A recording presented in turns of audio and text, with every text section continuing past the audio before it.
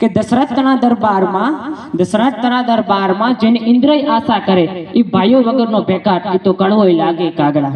કે દશરથ રાજા એવા રાજા છે કે રાજામાં સર્વશ્રેષ્ઠ, કે જેના રાજ દરબારમાં ખુદ ભગવાન ઇન્દ્ર પણ બેઠા હોય છે એવા રાજા.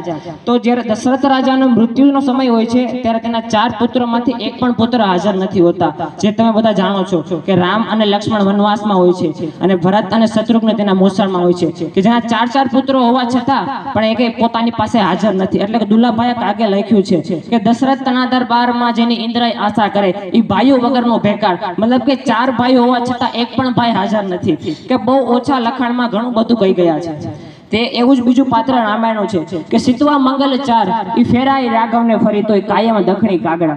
કે સીતાજીને નિર્દેશીને દુલ્લાભાઈ કાગે આપણને ઘણું બધું કહી દીધું છે કે સીતાજી ના લગ્ન રામ સાથે જાય છે, કે સીતવા મંગલ 4 ઈઓ ફેરાય રાઘવને ફરી, મતલબ કે રામની સાથે લગ્ન થયા છતાંય 14 વર્ષનો વનવાસ, અગ્નિ પૂજા. કે સ્ત્રી માત્ર નહીં પણ આપણે દરેક મનુષ્યના જીવનમાં જે કાંઈ દુઃખ છે તે કાંઈ નથી. આ તો ખુદ ભગવાન આવ્યા અને પૃથ્વી લોક ઉપર આવીને આટલું દુઃખ ભોગ્યું, તો આપણે તો મનુષ્ય માત્ર છે, આપણે હજી કાંઈ દુઃખ ભોગવતા જ નથી.